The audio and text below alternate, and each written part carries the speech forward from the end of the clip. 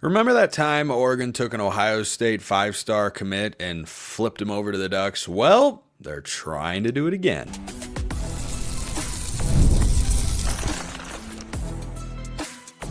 You are Locked On Ducks, your daily podcast on the Oregon Ducks. Part of the Locked On Podcast Network, your team every day. Yes, it is that time once again for Locked On Ducks. I'm your host, Spencer McLaughlin. Thank you so much for making this your first listen or your first view of the day, part of the Locked On Podcast Network, your team every day and your number one source to stay up to date with the Ducks. This episode brought to you by our friends over at Game Time. Download the Game Time app, create an account, use code LOCKEDONCollege for $20 off your first purchase. So, Chris Henry Jr. is squarely in Oregon sights. That's a name you should probably know. Greg Biggins of 24/7 thinks he has the ability to be the number one overall player. Not receiver, he's already there. Number one overall player in the class of 2026. I'm so excited about the idea. I'm just a little jittery, but got to have some measured discussion with that. And what happens on the defensive line? Basketball loses again, and I'm going to rant for 8 to 10 minutes. Maybe it'll be more like 12 after Oregon's fourth straight loss. But Chris Henry Jr. is probably the biggest Oregon recruiting target right now. He is an astonishingly tall 6'5", maybe 6'6", pushing in that sort of frame. Think Kyler Casper here, but has an even higher recruiting profile. And Casper was not a slouch recruit many seasons ago, but Henry has been committed to Ohio State since July 28th, 2023. Na'eem Offord had been committed to Oregon for a very long time. That's the guy I was alluding to in my opening tease right there. He is, according to 24/7, the number one wide receiver in the class of 2026, number 5 overall player nationally. And if you recall, Oregon has pulled in the number one receiver in the class of 2025. That's DeCorian Moore. I expect him to make an impact as a true freshman. Some bonus content for him dropping over the weekend. And here's the kicker, and amongst many other reasons and data points and indications, or not so subtle in, hints about Oregon wanting to go after Chris Henry Jr. as they have for a while. They had him on campus for a visit in November. November 4th was the day he visited. Who did Oregon play on November 4th? Was that the Maryland, or November 9th? November 9th. I want to say that was the Maryland game. Trying to pull that one from memory. I think that I am correct. And yeah, I think I am, because Wisconsin was the following week by, and then, yeah. So he was there for the Maryland game, which wasn't the greatest day for Oregon's offense. They put up 37 points, but they, got off to a sloppy start, had some drops and whatnot, but snapped the ball to Jordan Burch on a fake punt and Josh Connerly in a 2-point conversion, and then, won the football game. So not a bad game for him to have been at there. But Henry goes to Mater Dei High School, and that is kind of the cherry on top of that Sunday I just constructed as to Oregon's interest and potential to flip him being legitimate. They've been after him for quite a while. He's been committed to Ohio State for an incredibly long time. We know what Ohio State's wide receiving core was this past year, what it will be next year and the following year. And this has become wide receiver U. I think they've taken that mantle a bit from LSU, especially with Jeremiah Smith in the fold. And remember, Smith has got 2 years of college football left. So they could have Henry and Smith in the same room. That'd be crazy. That'd be crazy. You could also, in Eugene, have DeCorian Moore and Chris Henry Jr. in the same room, and Gatlin Bear. Because remember, Bear, a 5-star wide receiver in the class of 2024, is in the second year of his mission here in 25 and will be on campus for the 2026 season, which will be his first of college football.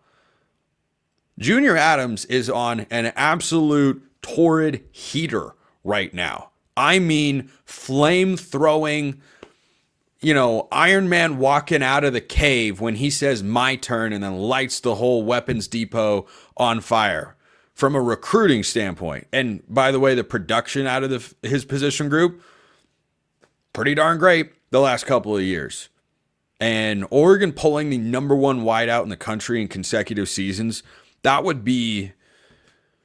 unthinkable before I think Mario Cristobal arrived. And even when he was there, it might have seemed far-fetched. But if you're looking at which non-coordinators are the best recruiters on staff for the Ducks, boy, you'd have to look at Junior Adams.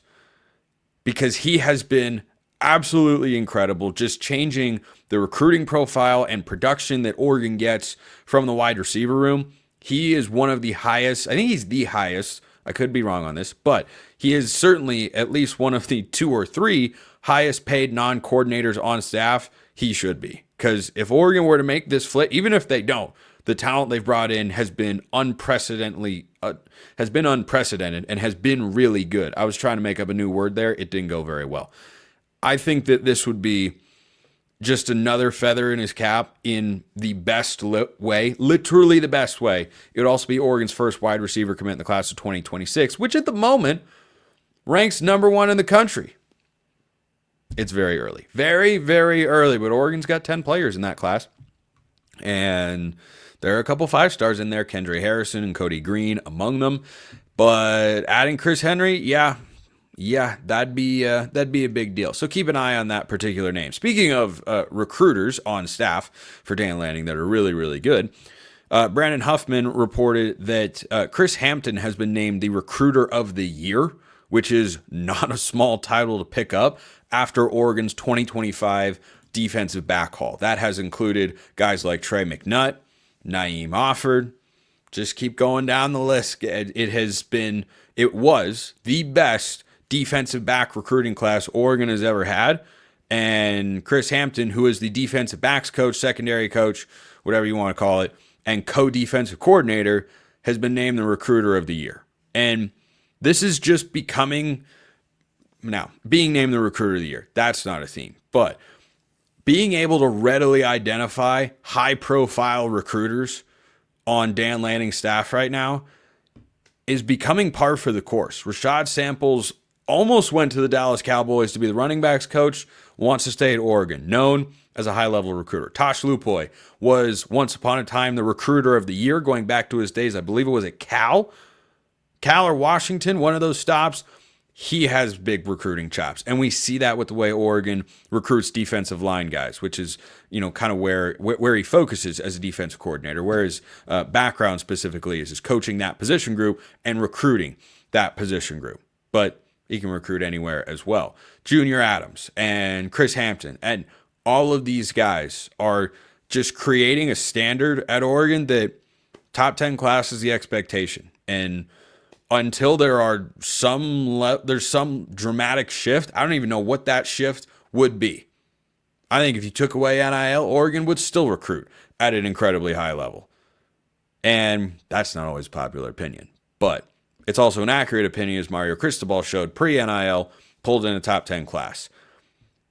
This is just where they're at. They're just setting the standard high. They are swinging big in 2026. They're going after top quarterback recruits. They've got one of the top offensive line recruits. They're going after Chris Henry. They've got Kendra Harrison, who's the number 1 tight end. Certainly there will be a lot of work between now and December to keep some of these guys committed, because they will field other offers, take other visits for schools, and that's just the way of recruiting. But this staff just keeps showing over and over again, they are not going to ever be content. They are not going to just say, well, we've gotten to a certain level, let's just keep it there and not go. Nope, they're just going to keep swinging, keep trying to raise the bar, and I'm here for it. So let me know your thoughts in the comments below. Let's go to the defensive line. Speaking of it, and the aforementioned Tosh Lupoy, he's got some guys to replace. He's got a lot of guys to replace, actually. He's got a lot of production to replace. Who replaces those guys?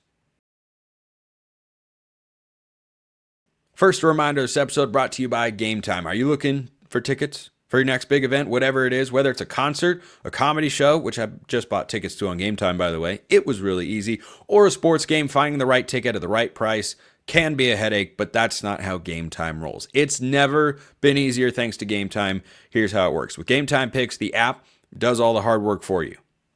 How great is that? It's like a Roomba of tickets. You just press it on and boom, gives you everything you want. It curates the best deals so you don't have to waste time searching through endless ticket listings. I saw an ad for Shane Gillis up in Salt Lake City. I texted a buddy, said, hey, you want to go?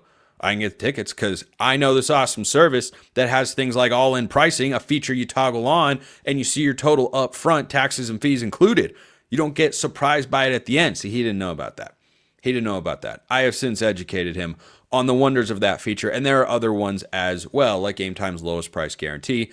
Are you ready to make your next event even better? Download the Game Time app, which I have done. You should too. Create an account. Use code LOCKEDONCollege. Get $20 off your first purchase. Terms apply. Again, that's code LOCKEDONCollege for $20 off. Download Game Time today. Last minute tickets, lowest price guaranteed.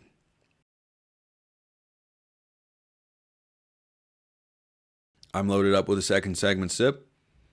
Oregon's defensive line is loaded up with plenty of talent. So it's mailbag time. YouTube comments, Twitter. Become a Locked On Ducks insider. All ways to get into the mailbag. Zaheem sent this one in. Between Aiden Breland, Terrence Green, Zadavian Sims, and Tioni Gray, whose traits intrigue you the most / encourage you that they'll see solid playing time next season?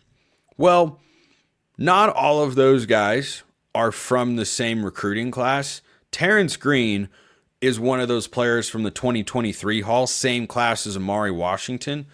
And I like Green.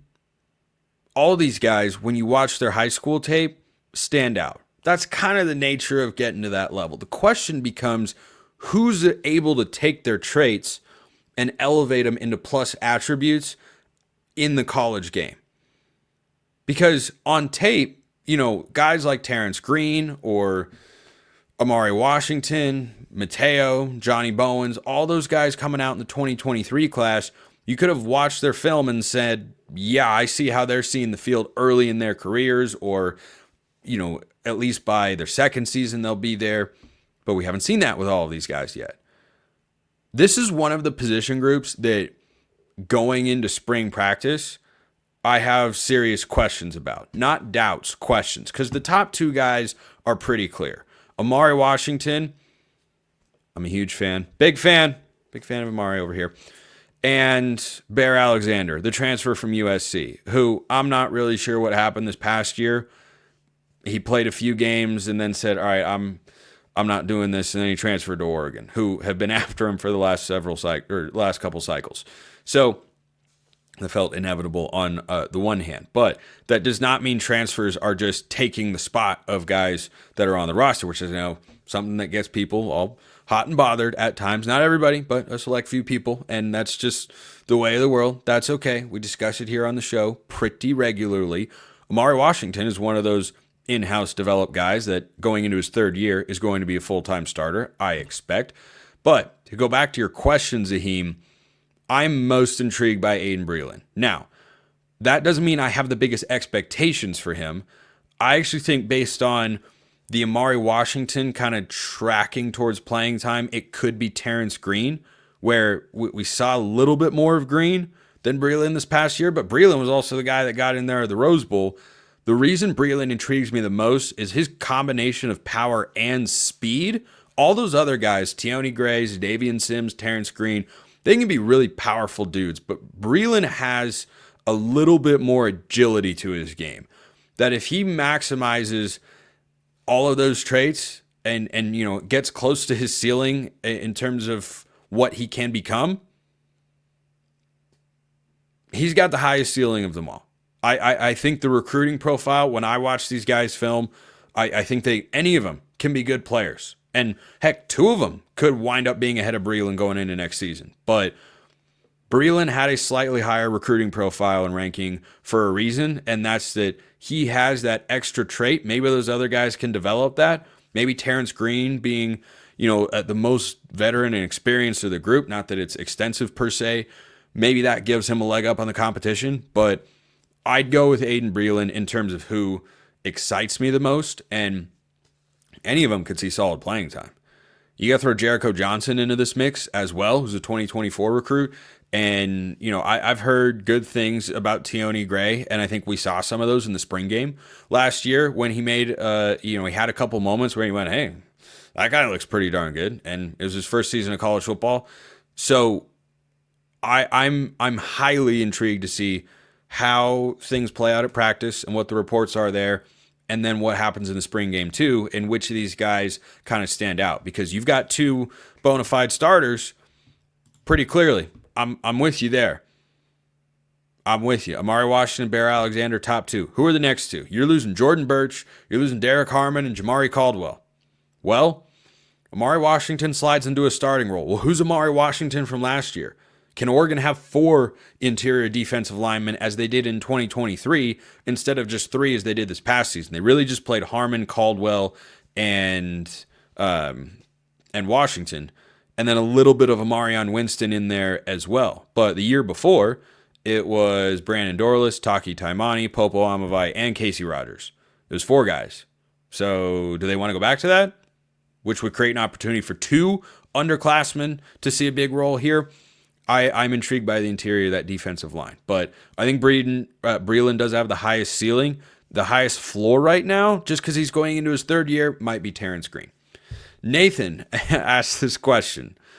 I respect it, but you'll get my response here in a moment. If we end up with a defensive coaching need, what do you think about Lanning asking Nick Saban? Knee-jerk reaction for me is, of course not. That's a good knee-jerk reaction there, Nathan. But who knows? I'd thought of this a while back, but lost a bit of its luster after I heard Craig read a tweet to the same effect regarding Ohio State this week. Oh, well. Yeah. No. No, that is a no. Simon Cowell here. It's a no from me. I don't think Saban's ever coming back in any capacity. Sure, it'd be cool. You know, he's always had glowing things to say about Dan Lanning, which is awesome to see as an Oregon fan. To watch the greatest coach in the history of the sport, you know, go on College Game Day and say, we knew this guy was going to be great a long time ago and we love him. Now, what else is he going to say in that spot? But he seems pretty genuine to me when talking about him. And Lanning's had a strong reputation for a while, and having learned under Saban, even if it was just for a year or 2 when he was a GA, pretty valuable stuff. But would Saban ever come back, to be Lanning's defensive coordinator or a defensive consultant? He's got no ties to Oregon. No, that would not take place. But hey, like Tom Hardy said in Inception, you mustn't be afraid to dream a bit bigger, darling. So I respect you, Nathan, for dreaming bigger. But no, I don't think that would ever materialize. But with regards to Oregon's defensive staff, it looks like everything's going to be staying in place, which is great because I'm always here for continuity. I think one of the reasons that Oregon has gotten better in each of Lanning's subsequent seasons, I thought he made them better in 22 than they were in 21. I thought the 23 team was better than 22, and I thought 24 was better than 23. A big part of that is they haven't had that many coaching departures. I mean, Tosh Lupoi's been there for all 3 seasons, going into his 4th. Chris Hampton looks like he's coming back. He'll be a defense coordinator one day, but he's coming back for his 2nd season as the co-DC and defensive backs coach, and Will Stein's going into year 3. The only major loss that they've had on staff was Kenny Dillingham. And for a program that's won as much as Oregon in the last couple of years, that's not something you can always say. So I think it speaks to the fact that those coaches really like playing for Dan Lanning and believe in what, they're building and what they can achieve for that team in Eugene. But eventually, I think there will be some more losses. Stein will be a head coach one day. Hampton will be a DC. Maybe Junior Adams wants to be an offensive coordinator somewhere, and with his recruiting prowess, like I was talking about, that's all entirely possible. But for now, Alik Terry's a young up-and-comer. Someone might throw a bunch of money at him to try to get him to leave Oregon. I mean, it's always possible, but the fact that Oregon hasn't had it happen, I think, is absolutely a plus for him. But if they were to have a defensive need somewhere, yeah, Nick Saban's not gonna be that guy. But Lanning go right back to his Rolodex, and I'm sure he would find a good option. I think the biggest coach loss in Lanning's tenure after Dillingham is probably Lachlan, and I bet any one of you that are leaving a comment on this particular subject are going to tell me Rashad Samples is better. I think both guys are really good. Hot take. I know. Hot take. All right, Tommy sends this one in. Mailbag question. Love the show. Keep it up. What is your favorite memory from your time at LO? That's Lake Oswego, where I am from. I went to Canby High. Respect. Always like Canby. And played your team in basketball throughout the season. I hate Wes Lynn. Thank you for everything. I forgot you'd put that in the question. Wesleyan, not my favorite. Favorite memory, senior year, state championship for golf. Our team captain, Brock Anderson, makes par on 18. He makes a 4-footer to a front right pin, slightly uphill. I believe it was left to right. If he made that putt, we won, which he did. We won our state record-setting 5th consecutive state championship as a golf program, and that was awesome. And if he had missed that putt, we would have lost. And it would have kind of been because of me, because I screwed up on the 16th hole. But team game. They didn't, throughout the year, I'll try and keep this short because I could talk about this for a while. But throughout the year, our program had just lost 3 guys to college, 2 of whom went Division I and 1 of whom went Division III. So people thought that Lake Oswego was going to take a step back, and lo and behold, we just beat them anyway, especially Wesleyan. So, a high school question. I don't think I've ever gotten one of those before. I needed something light before I go back to something that is the dark times, as Obi-Wan said. Sorry, as Ben Kenobi, completely different guy, said to Luke Skywalker in Episode 4. The dark times for Oregon basketball. First, this episode brought to you by Game Time. The big game is almost here, and there's no better way to make it even more exciting than with Prize Picks, the best place for daily fantasy sports. Yeah, that's the spot to go. With 10 million members, over 10 million members as a matter of fact, and billions in winnings awarded, Prize Picks makes it fun and simple to get in on the action. Here's how it works. You pick more or less on at least 2 player stat projections, and if you're right, you could win up to 1,000 times your cash. Prize Picks even has a free pick for the big game where Patrick Mahomes only needs to throw 1 yard to win. I think that's a safe assumption. Pair that with one more correct pick, and you are cashing out. If you think Travis Kelce's popping off, take him over. If you think A.J. Brown is going cold, take him under. Whatever you want, Prize Picks is the place to do it. Download the app today. Use code LOCKEDONCollege to get $50 instantly after you play your first $5 lineup. That's Locked On College. That's the code for $50 instantly after you play your first $5 lineup. Prize Picks, run your game. Another day, another dollar, something. Oregon basketball lost again. So, 80-76, close game at Michigan, top 25 team. Not a crippling loss for Oregon's resume per se. Would have been a really good win. But they've lost 4 games in a row. This is the first one that came to a ranked opponent, so at least there's that. Another ranked opponent's up on Saturday. We'll have a lot on that game tomorrow, so I'm going to focus on this Michigan game here because, yes, there was an egregious call that gave Michigan 3 points they never should have had and maybe took 2 away from Oregon, changed the complexion of the game. Even after that, just wild whiff from the officials. Oregon had so many chances. And stop me if you've heard this one before. Oregon was trailing at the half. They were trying to win their 7th game when trailing at the half, which is the most in the Big Ten. Instead, they stay at 6. So, 80-76 final score here. And Oregon down the stretch, they need Dylan Brooks so badly. Or Chris Duarte. Either one. They need either one, and they don't have it. They need a big-bodied wing that can reliably get his own shot and be a tough shot maker. And they don't have that. And that's what is missing from this team and why they've not been able to close some games out or why they go through lulls where they can't score. And this wasn't a bad offensive game. Oregon 43% from the field, 33% from 3. I thought they took a few too many, but just some timely ones. I'll get to the shot selection in a sec. They only missed 2 free throws on 11 attempts. It put up 76 points on the road against top 25 team. Michigan's 9-2 in the Big Ten, and Oregon scored 76 points. That should be enough. Here is where my frustration, and I know many of your frustrations, are really starting to set in with this team right now. They are not defending. They are not defending. Here are the point totals Oregon has allowed in their last 6 games, 5 of which are losses. They have just completely cratered from, hey, they could be a top 3 or 4 seed to, hey, Oregon's going to stay off the bubble, right? And I don't know. I don't know the answer to that question. But in the last 6 games, Oregon has allowed the following point totals. 80, 77, 78, 77, 71 to last place Washington, who's the last place team in the Big Ten, and 65. And in that 65-point effort against Purdue, they put up a whopping 58 at home. So, am I encouraged that they had their highest point total since an 82-point effort in a win against Washington? Yes. That was encouraging. That's a silver lining of sorts for Dana's squad at the moment. But the lack of defensive intensity until they're down 10 with 5 minutes to go, and then they make a 14-4 run and don't allow a field goal over a 6-minute stretch.